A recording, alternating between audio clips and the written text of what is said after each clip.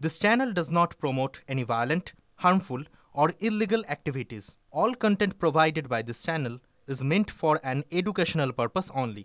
School service পরীক্ষায় সেরা সাফল্য মানেই Oxygen books SSC gateway series. দাগিদের তো তারা অপরাধ করেছে, এ নিয়ে কোনো সন্দেহ নেই, কিন্তু তাদের আমি বলবো দেখুন, অ্যাপার্ট ফ্রম দ্যাট তাদেরও কিন্তু এই যে এখন এসে বলে দেওয়া উচিত, কারণ তাদের নাম পাবলিক ডোমেনে এসছে, বলে দেওয়া উচিত। আমি মনে করি না এরা একেবারেই বিরাট অপরাধী, যদিও আইনের চোখে অপরাধী বটে, কিন্তু আমি মনে করি যে তারা সিস্টেমের শিকার।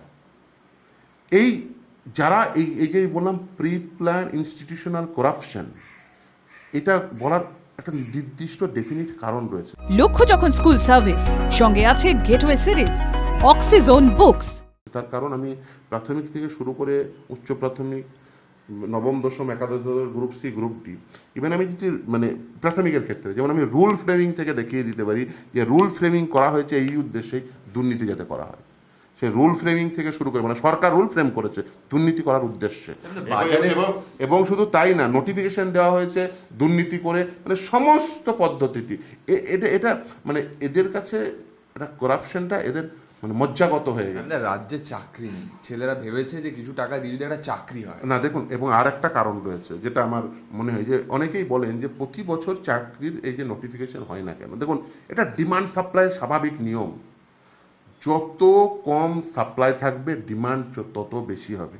অর্থাৎ ওরাই বলতো যে স্যার প্রতি বছর বিজ্ঞপ্তি দেয় না, এই ছেলেমেয়েরা যারা বঞ্চিত ছেলেমেয়েরা প্রতি বছর বিজ্ঞপ্তি দেয় না এই কারণে, কারণ 10 লাখের চাকরি ওরা 20 লাখে বিক্রি করবে। ভ্যাকেন্সির সংখ্যা তো নির্দিষ্ট, হয়তো কিছু এক্সেস অ্যাপয়েন্টমেন্ট দিতে পারে, কিন্তু এমন অ্যাপয়েন্টমেন্ট তো দিতে পারবে না। যেমন ধরুন 20,000 ভ্যাকেন্সি আছে, হয়তো 20 লাখ অ্যাপয়েন্টমেন্ট তো দিতে পারবে না। তাহলে 20,000 ভ্যাকেন্সিতে হয়তো 30,000 অ্যাপয়েন্টমেন্ট দিয়ে দিল, সে এক্সেস অ্যাপয়েন্টমেন্ট ওরা দেয়, ওটা ওদের মজ্জাগত। কিন্তু এই যে ধরুন তার বিনিময়ে যে অর্থটা নেবে, যদি প্রতি বছর নিয়োগের বিজ্ঞপ্তি হয় তাহলে কি হবে, কিছু লোকজন তারা বেসিক্যালি এই যে এই ভরসায় থাকবেন যে না ঠিক আছে এবছর হয়নি, সামনের বছর হবে, এই হোপে থাকবেন, এই আশায় থাকবেন। ফলে টাকাটা ওই পরিমাণ টাকাটা দেবে না, 20 লাখ 25 লাখ দেবে না। ওই যে আপনারাই তো জীবন কৃষ্ণ স্যার ওই রেট চার্ট দেখাচ্ছিলেন, ফলে ওই যে রেট চার্টটা উঠেছে বেড়েছে, এর কারণ কিন্তু একটা পরিকল্পনা যে প্রতি বছর বিজ্ঞপ্তি দেব না, বিজ্ঞপ্তি দেব কিছুদিন অন্তর অন্তর, একটা ক্রাইসিস তৈরি করব, ছেলেমেয়েরা আন্দোলন করছে, ক্রাইসিস হচ্ছে, এবার তাহলে কি হবে, টাকার পরিমাণ বাড়বে।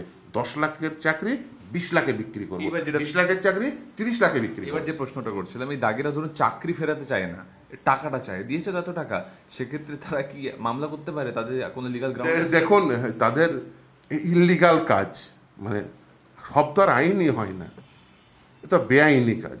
আপনারা জানেন বেআইনি কাজের কিভাবে টাকা উদ্ধার করতে হয়, সব কি পদ্ধতি কি আর আইনই হয়? দেখুন, আইন আপনাকে ও সম্মতি প্রদান করে না, কিন্তু আইনের বাইরেও তো আরও অনেক সম্মতি প্রদান হয়। আমি বলবো না কাউকে বেআইনি কাজ করতে, কিন্তু আমি বলবো যে দেখুন, যেমন ধরুন উদাহরণ দিই আমি, আইনের এটা একটা ফাঁক বলতে পারেন, যদিও লিমিটেশন আছে। ধরুন আপনি কারো কাছ থেকে টাকা ফেরত নিলেন, টাকা নিয়েছেন ধার হিসেবে, তো এই ধার আপনি তাকে ফেরত দিলেন না, তো এটা নির্দিষ্ট সময়কাল রয়েছে, যে সময়কালের মধ্যে আপনাকে মামলা করে তার কাছ থেকে টাকা ফেরত নেওয়ার জন্য মামলা ইনস্টিটিউট করতে হয়।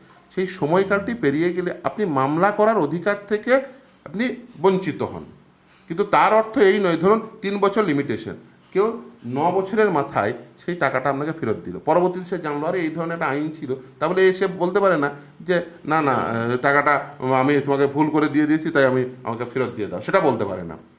আমি একটা উদাহরণ দিলাম, ফলে এটা আপনি জানেন কিভাবে ফেরত নিতে হয়।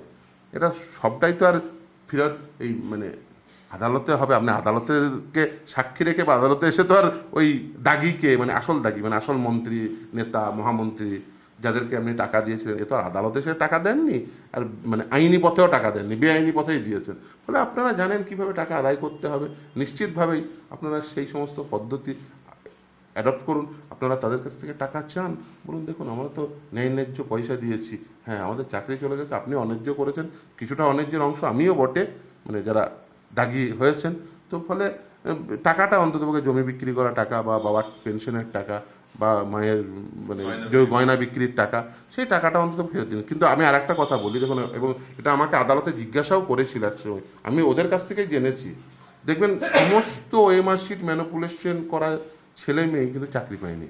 যতজনের ওএমআর ম্যানিপুলেশন হয়েছে সকলে চাকরি পায়নি। তো আদালত আমাকে জিজ্ঞাসা করেছিল যে এটা কেন। তো আমি ওদের কাছ থেকে জিজ্ঞাসা করে জেনেছি যে সকলে কিন্তু দেখবেন এই যে যেমন person identified having dispute in OMR issue, ধরুন নবম দশমে 952 জনের ওএমআর শিটের ম্যানিপুলেশন আছে, কিন্তু রেকমেন্ডেশন হয়েছে 796। তাহলে এই সংখ্যাটা কম কেন? আমাকে আদালত জিজ্ঞাসা করেছিল, সেই সময় বিচারপতি অভিজিৎ গঙ্গোপাধ্যায় ছিলেন।